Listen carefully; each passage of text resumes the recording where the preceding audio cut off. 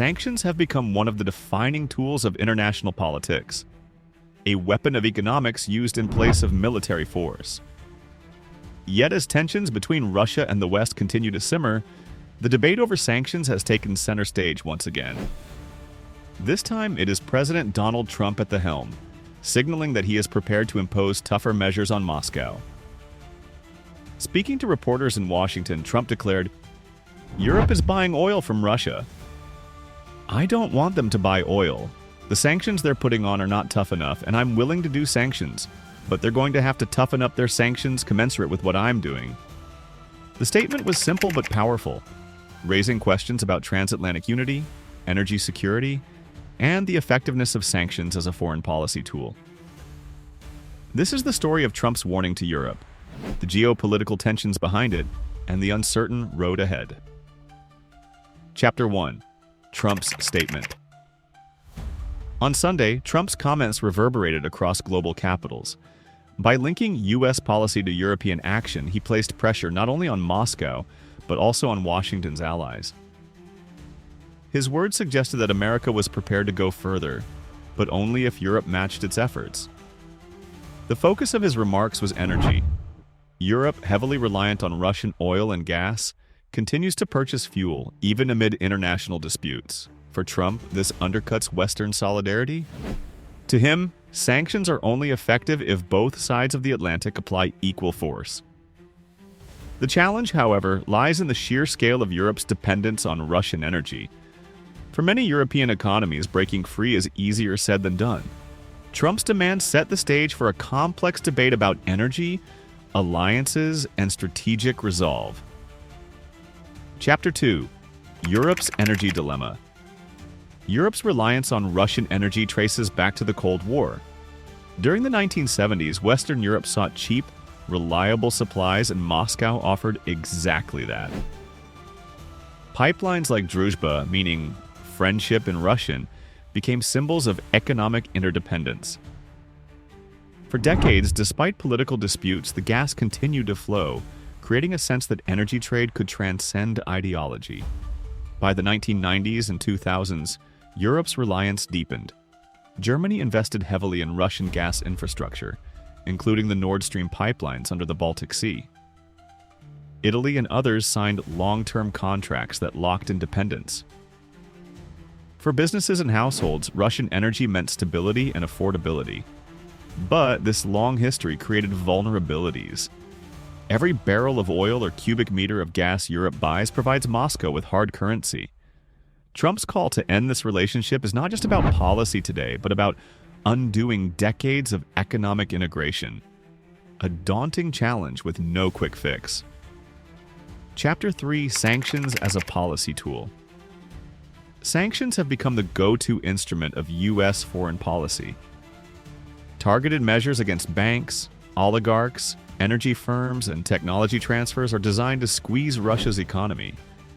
Supporters argue that sanctions weaken Moscow's ability to finance military campaigns and exert global influence. But sanctions are not without critics. Some economists contend they often fail to change state behavior, instead fostering resilience and adaptation.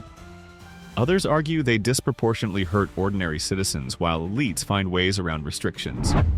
Trump's comments suggest a belief in sanctions' effectiveness, but only if applied with maximum coordination. Without Europe fully on board, he fears, the strategy will fall short. Chapter 4. Russia's response to sanctions. Russia's adaptation to sanctions is a case study in resilience. When Western restrictions first hit in 2014, analysts predicted economic collapse. Instead, Moscow turned inward, boosting agricultural self-sufficiency and encouraging domestic production. Imported goods from Europe disappeared from shelves, but local substitutes gradually emerged. The Kremlin also leaned heavily on the pivot to the east. Trade with China exploded, with Beijing becoming both a buyer of discounted Russian energy and a supplier of technology. India ramped up oil imports, often re-exporting refined products to other markets. Even countries outside Moscow's political orbit found opportunities in gray market trade. For Russia, sanctions reinforced a narrative of survival against Western pressure. Officials presented adaptation as proof of sovereignty and strength. The lesson Moscow seems to draw is clear: sanctions hurt, but they do not break, and may even consolidate domestic unity around defiance. Chapter 5. Transatlantic Tensions. Trump's demand for Europe to toughen up its sanctions underscores long-standing tensions in transatlantic relations. The United States often pushes for harsher measures, while European governments worry about economic fallout. For Washington, sanctions are primarily a strategic tool. For Europe, they are also a domestic issue, affecting jobs, industries, and household energy bills.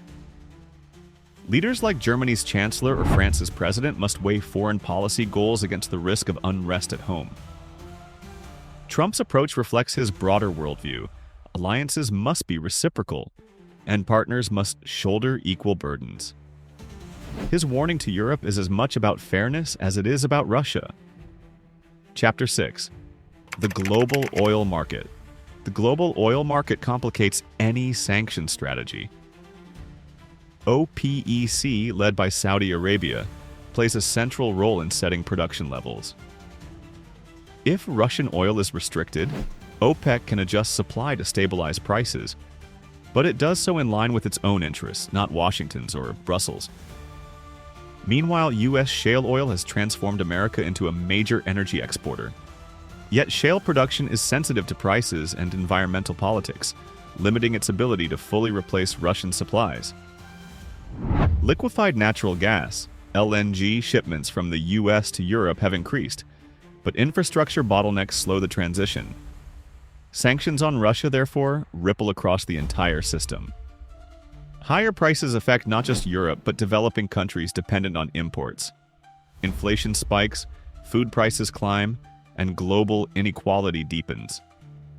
For leaders in Africa, Asia, and Latin America, sanctions look less like moral action and more like collateral damage. Chapter 7. Europe's divided position. Within Europe, consensus on sanctions is fragile. Some countries like Poland and the Baltic states strongly support tougher measures against Russia. Others, like Hungary, emphasize economic ties and caution against escalation. This division complicates EU decision-making, which often requires unanimity. Trump's demand for commensurate action may strain these internal debates even further. For leaders already grappling with inflation, energy shortages, and public discontent, the prospect of stricter sanctions is politically perilous. The question becomes, can Europe afford to align fully with Washington's hard line, or will economic realities force a softer stance? Chapter 8. The domestic U.S. context. Trump's remarks also carry domestic implications. Sanctions policy plays into broader debates about America's role in the world, its alliances, and its energy independence.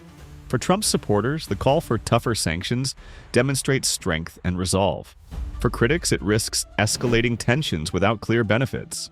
At home, voters are sensitive to fuel prices and economic stability. Any sanctions that disrupt global energy markets could have political consequences in Washington, as well as in Europe. Trump's balancing act is thus not only international, but also domestic. Chapter 9. Effectiveness of past sanctions. A key question is whether sanctions actually work. Past measures against Russia have weakened its economy but failed to force major policy reversals. Crimea remains under Russian control, and Moscow continues its assertive foreign policy. Some analysts argue that sanctions need time, gradually eroding resources and resilience. Others suggest they harden resolve, encouraging governments to seek alternatives and rallying public opinion against outside pressure. Trump's remarks suggest impatience with half measures. To him, sanctions must be broad, coordinated, and painful enough to force change. Anything less risks becoming symbolic. Chapter 10. The future of U.S.-Europe cooperation. Trump's statement raises broader questions about the future of transatlantic cooperation.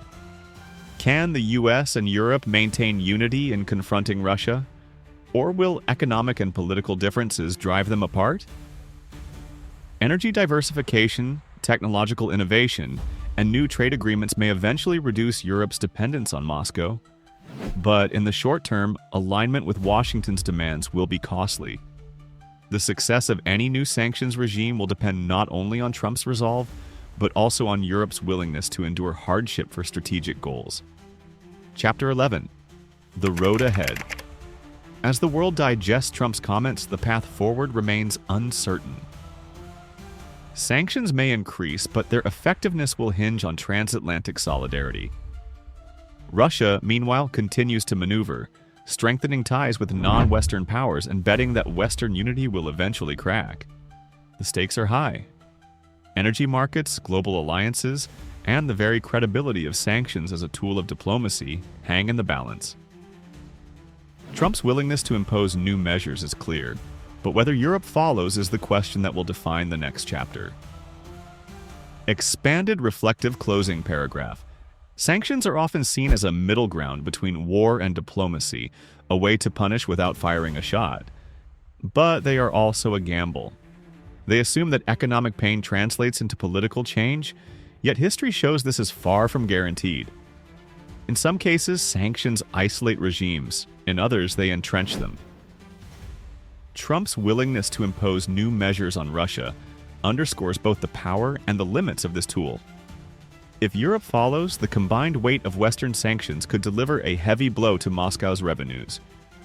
But if Europe hesitates, the effort risks being symbolic, exposing fractures in the very alliance meant to uphold global order. Ultimately, sanctions are not just about Russia. They are about what kind of world the West wants to shape. One where unity gives force to values, or one where division undermines resolve. The decision facing Europe and the challenge posed by Trump's ultimatum will echo long after the headlines fade. As President Trump signals his readiness to sanction Russia, Europe faces a critical decision: stand shoulder to shoulder with Washington, or prioritize its own economic survival. The outcome will shape not only the future of sanctions, but also the broader trajectory of Western unity. So, what do you think? Are sanctions the right tool to pressure Russia, or do they risk harming allies as much as adversaries? Share your thoughts in the comments, and don't forget to like, share, and subscribe for more deep dive documentaries into the issues shaping our world.